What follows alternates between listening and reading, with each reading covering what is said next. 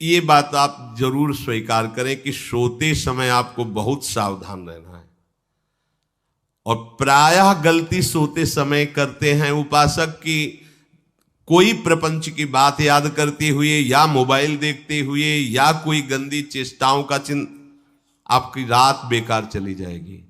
अगर गंदी चेष्टा हो गई तो सुबह भी बेकार हो जाएगी, दिन भी बेकार हो जाएगा, निरुत्साहित हो जाओगे। सोते समय आपको समय नहीं देना व्यर्थ चिंतन का। उसी समय विषय चिंतन होता है, उसी समय विषय भोग की आकांक्षा जागृत होती, उसी समय विषय देखने की इच्छा होती। मोबाइल है तो जिस समय आप अपनी शैया पर जाएं स्विच ऑफ कर दें। उसमें मैसेज घंटी आने का कोई भी रास्ता मत रखें। मान लीजिए आप उपासक हैं भगवत प्राप्ति के, 30-35 वर्ष ये नहीं था तो सब मर नहीं गए थे। और बोले इमरजेंसी, जब इसकी 30-35 वर्ष से पहले इसकी कोई रचना नहीं थी, मुझे लगता है, क्योंकि 30-35 वर्ष में ही इसका विस्तार देखा है। नहीं तो कभी किसी के पास मोबाइल नहीं। कोई बड़े अधिकारी तो इतना बड़ा वो, इतना बड़ा वाला वो ऐसे रखते थे नहीं तो मोबाइल तो हमें लगता है 30-35 वर्ष। तो फिर इमरजेंसी कैसे चलती थी, कैसे चलती थी इमरजेंसी? और आप ब्रह्मा हो क्या कि इमरजेंसी संभाल लोगे? स्विच ऑफ करो। जो सब इमरजेंसी संभालने के लिए तैयार रात दिन न सोता है, वो हर समय जागृत रहता है, वो हमारा आराध्य देव है। स्विच ऑफ करो, चिंतन लगाओ श्री जी का। ये जो रात्रि के शयन के समय मोबाइल में इधर उधर दृश्य देखने हैं, अपने सर्वनाश का बीज बोना है। मान लो, हमारी प्रार्थना मान लो, ये उस समय मन आपको परेशान करेगा जब कमरे की सिटकिनी अंदर से बंद होगी। सबसे प्रार्थना है रात्रि के शयन के समय। तो बोले फिर ठीक है 10 बजे तक देख लेंगे मोबाइल, इसके बाद शयन के समय भजन कर लेंगे। होगा ही नहीं। क्या तुम देखना चाहते हो? प्रिया प्रीतम के सिवा और कुछ क्या देखना चाहते हो? वो तो सुभग सुंदरी सहज सिंगार, सहज शोभा सर्वांग प्रति सहज रूप वृषभानुनंदिनी। हमारी स्वामिनी जी की सुंदरता छुपाने के लिए आभूषण पहनाए जाते हैं, औरों को तो आभूषण सुंदरता बढ़ाने के लिए। यहां छवि के छिपाए बे को ऐसे के दास होके क्या देखोगे मोबाइल में?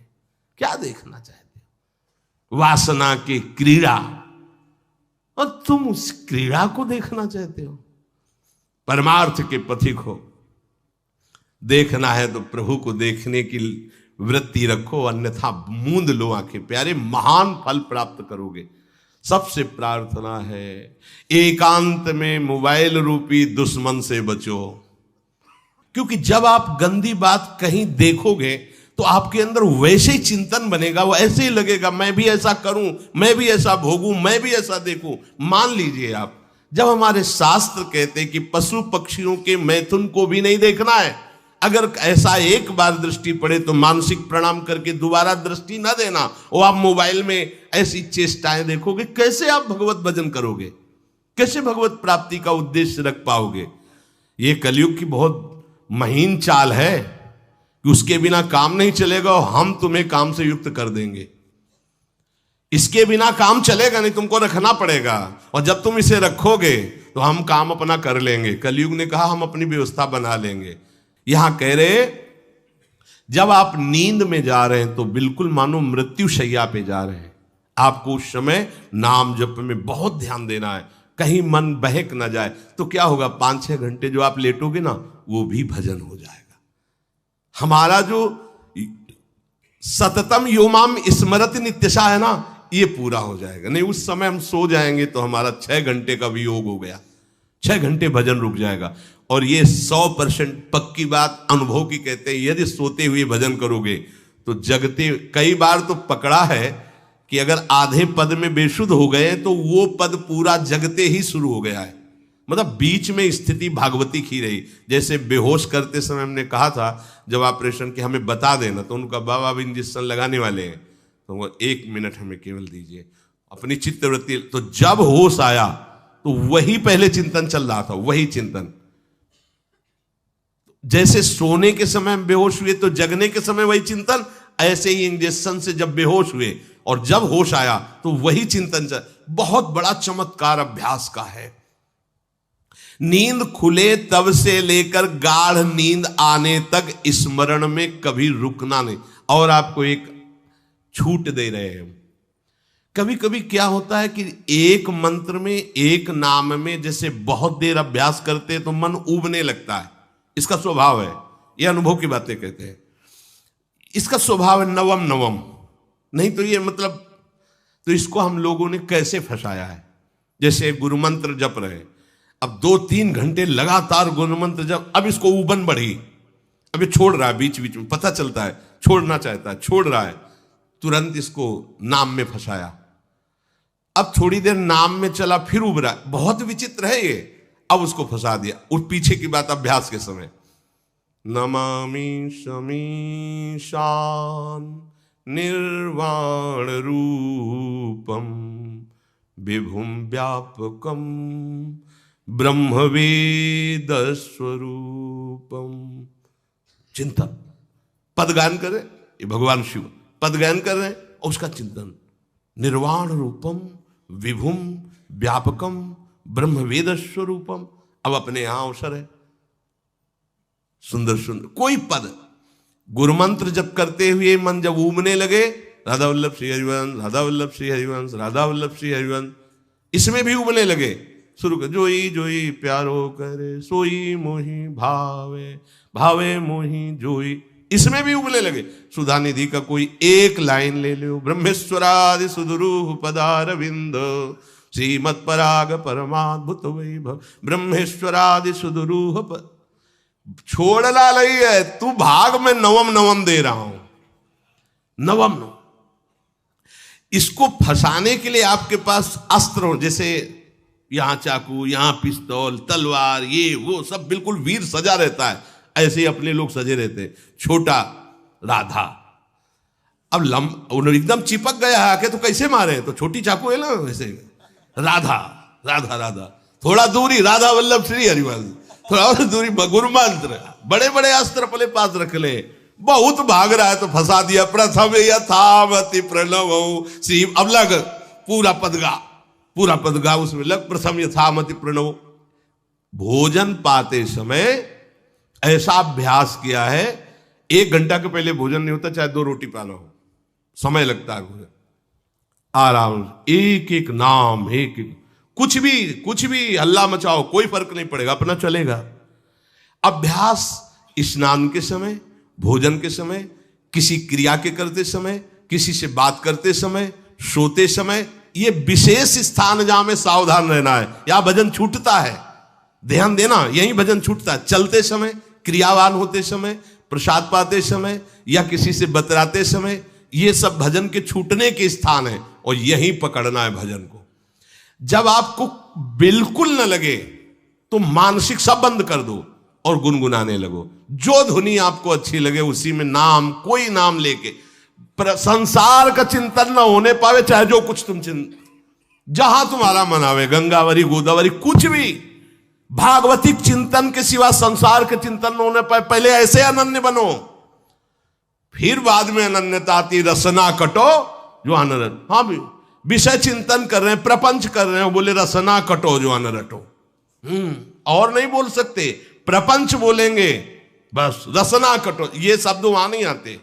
पहले हम आपको छूट देते, भक्त चरित्र, भगवान के चरित्र, नाम, कीर्तन, मंत्र, जो भी चाहो, संसार का चिंतन मत होने देना, पहले ये पकड़ो, फिर आगे चल करके जब पवित्र हृदय होगा तब ये निष्ठा आती, रसना कटो जो अन रटो, निरखियन फुटो नयन।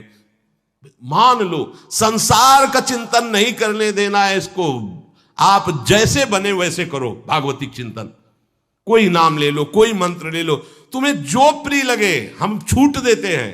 ये हम नहीं करें कि रसना कटो जो अन रटो, ये बाद की बात है, हमें पहले इसका संसार चिंतन रोकना है। कैसे छूटेगा, कैसे छूटेगा, हमें यह पकड़ना है, नहीं तो निष्ठा की बात। जो हरि नाम जगत त्रिशिरोमणि वंश बिना कब हूं, हरिवंश बोलेंगे नहीं, हरि बोलना नहीं है, हरि बोलना नहीं, क्योंकि जो हरिनाम जगत त्रिशिरोमणि वंश बिना, और हरिवंश बोलना नहीं है क्योंकि प्रपंच में रति। तो क्या करो, जो तुम्हें प्रिय लगे पहले उसे पकड़ो, ये हम अंदर की बात करें, प्रवचन की बात नहीं कह रहे। मन को फंसाना है हमें। राम कृष्ण हरि जहां लगे इसको लगाओ, पहले इसको फंसाओ, संसार का चिंतन न होने दे। गीता भागवत भक्त चरित्र कुछ भी कहीं भी इसे फंसाओ, पहले संसार का चिंतन न होने दो, फिर लाओ इसको घुमा के निकुंज वाटिका में। फिर तो भागेगा ही नहीं, फिर नहीं भागेगा। अब सीधे निकुंज वाटिका में किसी महाभाग्यशाली गुरु आश्रित का लगेगा, अन्यथा बहुत प्रपंची मन है। आप आश्रय इधर का लोगे, प्रपंच का चिंतन करोगे, बात बनेगी नहीं। चिंतन छोड़ना है हमें, जैसे बने तैसे संसार का चिंतन छूट जाए तो हम विजय को प्राप्त होंगे। ध्यान दीजिए, इस परमात्म तत्व को वही प्राप्त कर पाता है जिसका राग बीत गया है, खत्म हो गया है, वैराग्यवान। ज्यादा परिश्रम नहीं है वैराग्य में, विवेक नहीं होने के कारण हम वैराग्य नहीं धारण कर पाते। हम बाहरी बातों को वैराग्य ले लेते हैं, ऐसा कपड़ा बदल लेना या कपड़ा ना पहनना या लौकी का कमंडल, मिट्टी का पात्र, तो हम अपने को वैरागी। बात यहां नहीं रुकेगी।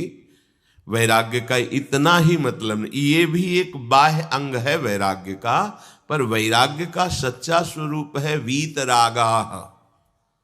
कहीं कुछ भी अच्छा नहीं लग रहा, कोई भी सुख आकर्षित नहीं कर रहा, लोक लोकांतर की प्रतिष्ठा, मान, सुख, ऐश्वर्य, व्यक्ति, कुछ अच्छा नहीं, राग खत्म हो गया।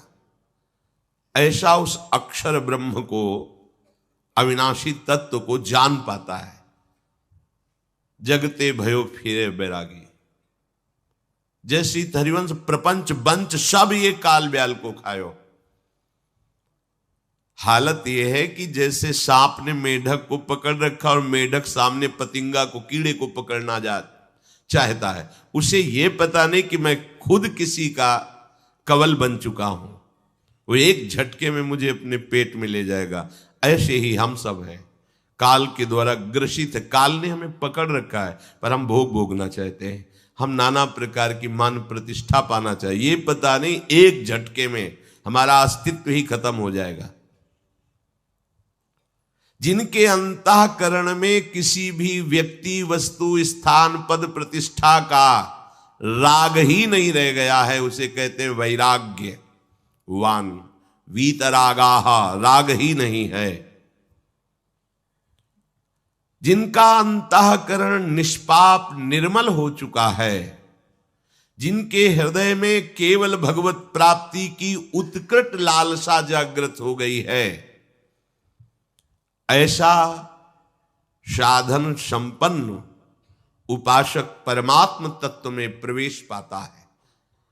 अध्यात्म मार्ग की ऊंचाई पर वो स्थित हो जाता है।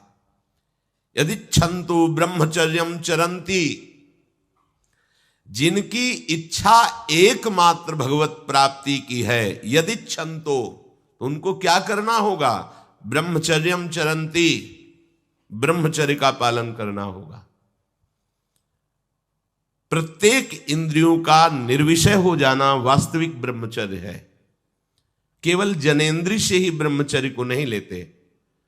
हमारी प्रत्येक इंद्रिय भोगों से रहित होकर भगवत अनुराग में, नेत्र प्रभु को देखना चाहते हैं, त्वगेंद्रिय प्रभु को स्पर्श करना चाहती है, घ्राणेन्द्रिय प्रभु के श्री अंग की गंध पाना चाहती है, श्रवणेन्द्रिय प्रभु के वचन सुनना चाहती है।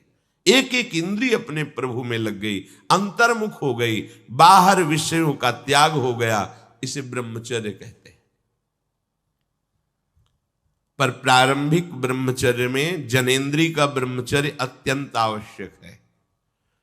यदि जनेंद्रिय जन्य व्यभिचार दोष से युक्त है तो कदापि उसे भगवत प्राप्ति नहीं हो सकती। शुभ गति व्यभिचारी शुभ गति चाहे, असंभव। और भगवत मार्ग में सबसे बड़ा दुश्मन यही व्यभिचार दोष है, काम। इसी से हमारा हृदय मलिन होता रहता है, अंधा बटे और पड़ा चबाए वाली दशा रहती है। कहते हमें 50 वर्ष हो गए। अरे 50 जन्म हो जाए, तुम व्यभिचार करो, गंदी बातें करो, गंदे चिंतन करो, सो समय व्यतीत कर, अनंत जन्म व्यतीत हो गए, भगवत प्राप्ति हुई क्या? 50 वर्ष से भगवत प्राप्ति हो जाएगी क्या? 5 मिनट काफी है भगवत प्राप्ति में, एक बार नाम काफी है। वो स्थिति तो लाओ। बार बार बहिर्मुख वृत्तियों के द्वारा विषयों में सुख बुद्धि कर लेने से हमारा सारा का सारा अध्यात्म चिंतन बदलता रहता है, इसलिए लाभ नहीं मिल पाता, एक रस चिंतन नहीं रह पाता। बार बार विक्षेपी विषय करते रहते हो, हम सहते रहते हैं और भोगते रहते हैं। एक बार तो हिम्मत करके उठो, अब लो नशानी अब ना नशई हो, एक बार तो दृढ़ बनो। बस मन के अनुकूल चलने की बात को तुम्हें रोकना होगा, तभी तुम्हारे अंदर यदि क्षंतो, ऐसी इच्छा जागृत होगी। पक्का पक्का ऐसा ही है, जब हम किसी विषय के वेग को सहते हैं, विषय नहीं भोगते हैं, तो मन बहुत जलाता है। उस जलन में फिर एक ही बात होती है, बस भगवत प्राप्ति हो जाए, झंझट खत्म हो जाए। कब तक हम इसमें चलेंगे? एक बार भगवत, वो जलन हमको भगवत प्राप्ति की इच्छा प्रकट करती है। अपने लोग क्या करते हैं, जलन को मिटाने की कोशिश करने लगते हैं, तो भगवत प्राप्ति की इच्छा क्या, भोग प्राप्ति की तृष्णा जागृत हो जाती है। भोगे हुए भोगों को बार बार भोगने की इच्छा का नाम तृष्णा है। बाहर और भीतर से कोई सहयोगी नहीं, जल रहा है उपासक, तब रास्ता निकलता है भगवत प्राप्ति का, तब इच्छा प्रकट होती। अब नहीं, बहुत जल लिया, अब तो केवल प्रियाजू के समीप जाना है, अब तो प्रभु के सानिध्य में रहना है, नहीं इन भोगों की जलन में जलना है। पर यहां तक पहुंचने के लिए जलना होगा, तभी लिखा सहित सहित बाढ़ है भगति तास्तिति क्षस्व भारत, क्योंकि आगमा पाइनो अनित्यास, ये नाशवान काम क्रोध आदि तुम्हें प्रेरित करेंगे, तुम इनके वेगों को सह जाओ, ये स्थायी नहीं है। आगमा पाइनो है, आने जाने वाले हैं, और ये सहन करने से नष्ट होते हैं, भोगने से बढ़ते हैं। यदि क्षंतो, अगर भगवत प्राप्ति की इच्छा है तो ब्रह्मचर्यम चरंती, ब्रह्मचर्य का पालन करना ही होगा, इसमें कोई गुंजाइश नहीं, क्योंकि आप चल ही नहीं सकते। ध्यान से सुन लो, ये मनोरंजन का मार्ग नहीं है, इसमें मन ही मार तनहारिक वृंदावन में गाज, इसमें मन मारना होगा। प्रायः ये मन को दुलार करने वाले लोग कभी भाग्य से सत्संग में भी आ जाते हैं, कभी श्री विग्रह के दर्शन करने भी मंदिर पहुंच जाते हैं, कभी तीर्थ याटन भी करते हैं, पर इनका कोई लक्ष्य नहीं होता। आज सुन लिया सत्संग, बढ़िया है, लक्ष्य नहीं होता। यहां लक्ष्य वालों की बात हो रही। यदि क्षंतो, यदि तुम्हारी ऐसी इच्छा जागृत हो रही किसी जन्म में भगवत प्राप्ति करनी, तो ब्रह्मचर्यम चरंती, आप सच्ची मानिए, जिसके निकालने में तुमको सुख की अनुभूति हो रही, उसको रोकने में कितनी सुख की अनुभूति होगी। उन्मत्त हो जाओगे, बहुत जल्दी आपके सारे के सारे करण भगवदाकार होने लगेंगे यदि आप ब्रह्मचर्य का पालन करेंगे। शरीर स्वस्थ, हल्का, मन प्रसन्न, नींद आदि पर विजय, कितने गुण ही गुण। और ब्रह्मचर्यहीन आलस्य, प्रमाद, भोगों का चिंतन, मन का डिप्रेशन में पहुंचना, कमर में दर्द, टांगों में दर्द, सर में दर्द, घबराहट होना, बिना किसी कारण के मन भयभीत हो रहा है, भोजन अपच हो रहा है, बिना किसी प्रक्रिया के वीरनाश हो रहा है, बिना किसी प्रक्रिया के। काहे को मृत्यु स्वयं स्वीकार कर रहे हो, ये मृत्यु है। चाहे भगवान दत्तात्रेय जी बोल रहे हैं या भगवान कपिल देव जी बोल रहे हो, जब उपासक को संबोधन करते हैं भगवत प्राप्ति के लिए, तो कहते हैं कि इस भोग वृत्ति को साक्षात मृत्यु रूप देखो, ये मृत्यु है तुम्हारी। जब शरीर राग त्यागना है तो तुम शरीर से भोग भोगोगे तो आसक्ति शरीर की पुष्ट होगी, आसक्ति भोग सुख की पुष्ट होगी, है नहीं। कितने दिन शरीर रहेगा, कितने दिन भोग रहेंगे। विचारवान बनो, ब्रह्मचर्यम चरंती, ब्रह्मचर्य का पालन करो। उपासक जो ब्रह्मचारी होता है उसका खिला हुआ चेहरा रहता है, जैसे कमल खिला हुआ, बिना किसी कारण के उसकी मुख मुद्रा में प्रसन्नता होती है। जो ब्रह्मचर्यहीन होता है बुझा हुआ चेहरा होता है, तेजहीन, बिना किसी कारण के वो शोकग्रस्त लगता है। बैठा है, आपको लग रहा है शांत है, लेकिन आप चेहरे को देखो, वो एक शोकग्रस्त है, कुम्हलाया हुआ चेहरा, अशांत चेहरा। मुख प्रसन्न, तन तेज विराजा, यह है ब्रह्मचर्यम चरंती, भगवत आराधन संपन्न उपासक का। जैसे आग में पैर रखते हुए कोई चले तो कैसे चलेगा, ऐसे ही ब्रह्मचारी की पहचान है। इतनी स्फूर्ति उसके अंदर होती, जैसे आग में चलने वाला पूरा पैर नहीं रख पाएगा, अगला कदम रख देगा क्योंकि ताप लग रहा है, ऐसे उसकी स्फूर्ति होती पैरों में। उसकी आंखें एकाग्र रहती है, चंचलता इधर उधर या बार बार झपकना यह विषयी पुरुष का लक्षण है। बार बार पलक झपकना यह विषयी पुरुष का लक्षण है। इधर उधर ताक झांक, चंचलता, ऐसा बैठे तिनका तोड़ रहा है, पैर हिला, ये सब विषयी पुरुष के लक्षण है। ये तो बिल्कुल साधारण स्पष्ट दिखाई देता है आदमी विषयी है या ब्रह्मचारी, एक सेकंड में लक्षण होते हैं। आपको जब भगवत मार्ग का अवसर मिला है तो गृहस्थ हो, संतान हो गई, ब्रह्मचर्य से रहो। नहीं चाहिए संतान तो भ्रूण हत्या, गर्भ हत्या जैसे महापाप करने की क्या जरूरत है। उसी वीर से संतान उत्पन्न होती है जिसको आप नष्ट कर रहे हो, जिसको आप ऐसे पानी में बहा रहे हो, व्यर्थ फेंक रहे हो, तो उसको भ्रूण हत्या का पाप लग रहा है, तो तुमको पुण्य लग रहा है, वीरपात कर रहे हो तुम्हें भी वही हत्या लग रही है, क्योंकि उसमें वही जीवात्मा है जो मां के गर्भ में जाके बालक रूप धारण कर लेती है, उसको तुम नष्ट कर रहे हो। पर बुद्धि भ्रष्ट हो गई है, समझ में नहीं आता, व्यर्थ में वीरपात करते हो, व्यर्थ में।